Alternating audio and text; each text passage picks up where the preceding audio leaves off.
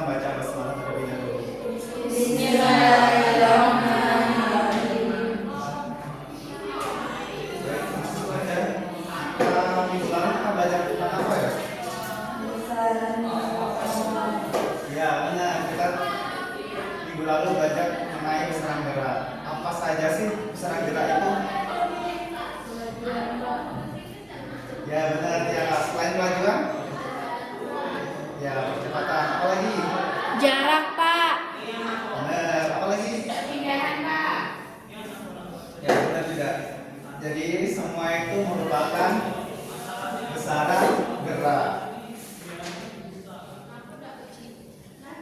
Terus kalau kecepatan itu apa sih?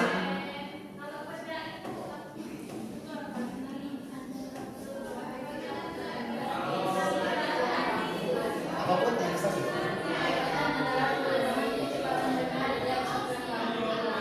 Nah, benar.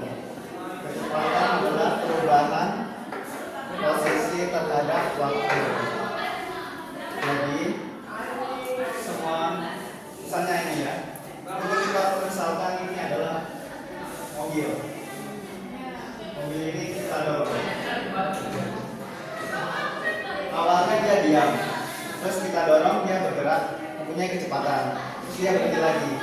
Jadi dia mengalami kecepatan yang berubah.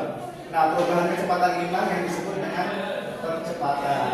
Jadi hari ini kita akan membahas tentang percepatan. Nah, percepatan adalah perubahan kecepatan benda tiap satuan waktu. Percepatan ini merupakan besaran vektor, sama seperti dengan kecepatan. Sehingga nilai dapat berharga positif ataupun negatif. Percepatan yang berharga negatif ini disebut dengan perlambatan.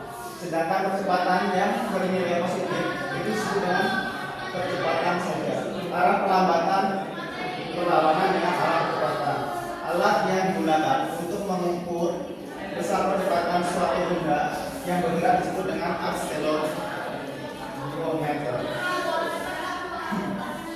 Jadi di sini ada persamaan. Persamaannya yaitu apa?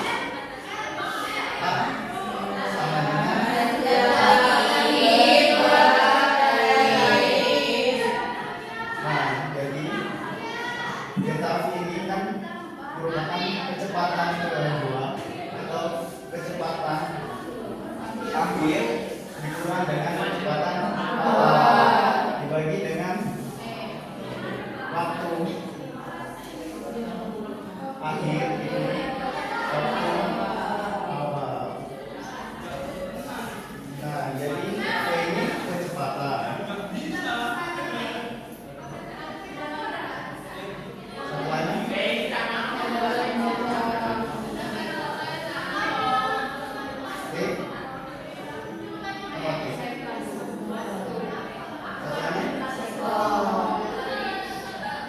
Dan A ini adalah percepatan.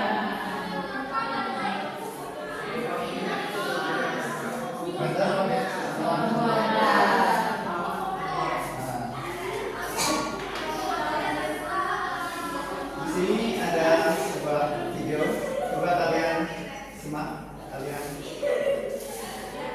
lihat. Nah, ini awalnya tadi kan mobil ini berhenti. Terus tiba-tiba jalan. Awalnya nih bisa kita lihat nih titik-titik ini. Titiknya awalnya jauh besar. Artinya itu mengalami percepatan. Jika kecepatannya bertambah terhadap waktu maka mengalami percepatan positif. Ciri-cirinya yaitu kecepatan akhirnya itu lebih besar daripada kecepatan awalnya. Jadi bisa dikatakan kecepatannya adalah kecepatannya lebih besar daripada 0. Selain percepatan yang dipercepat ada juga percepatan yang diperlambat. Ini misalnya seperti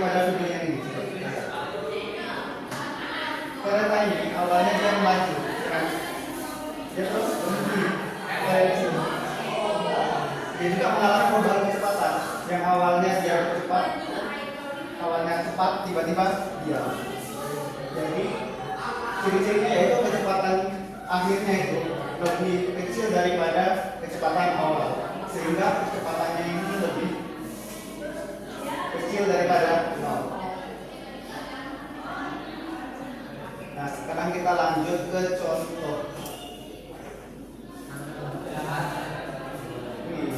Misalnya kita naik motor, kita melihat lampu merah, tiba-tiba sudah kuning, kita perlahan baju, lampu kuning kita langsung berhenti.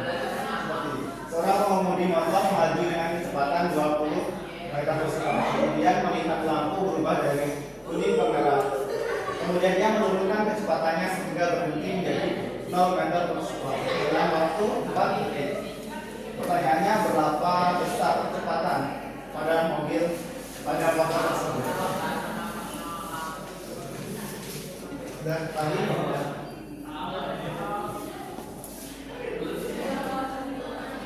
kecepatan tapi berapa?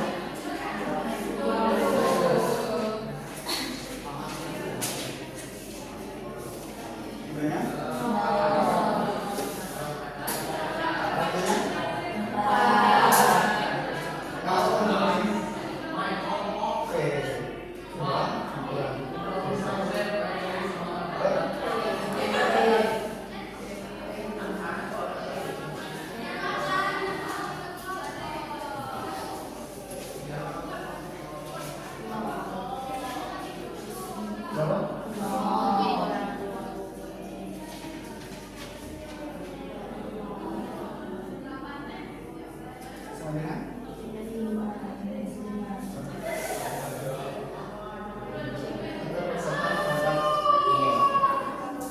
Sehingga terjadi perlambatannya sebesar negatif 5. Nah, selanjutnya ada nah, siapa coba yang bisa mengerjakan ini?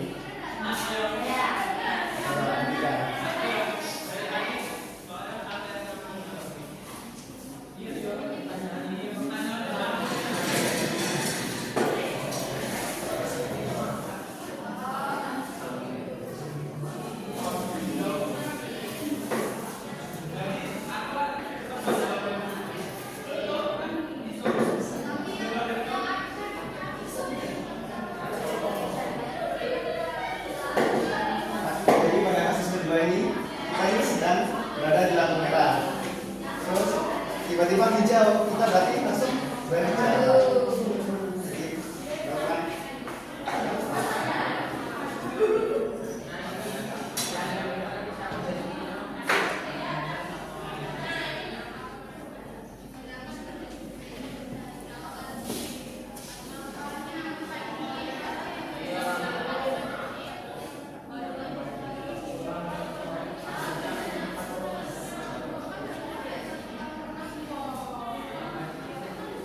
Coba jelaskan. Nah, kan itu dari soalnya seorang pengendara motor berhenti di lampu merah. Ketika lampu merah berubah menjadi hijau, dia mulai menambah kecepatan dari 0 menjadi 15. Jadi diketahui V1-nya itu kilometer per jam, kemudian kecepatan keduanya itu menjadi 15 dalam waktu 5 detik. Nah, pertanyaannya itu berapa percepatannya kan? Tadi diketahui bahwa rumus percepatan itu kecepatan akhir dikurang kecepatan awal dibagi dengan waktu tempuhnya. Kemudian kecepatan akhirnya tadi 15, kecepatan awalnya 0, 15 dikurang 0 kan 15 dibagi dengan waktunya dengan 15 bagi 5 3.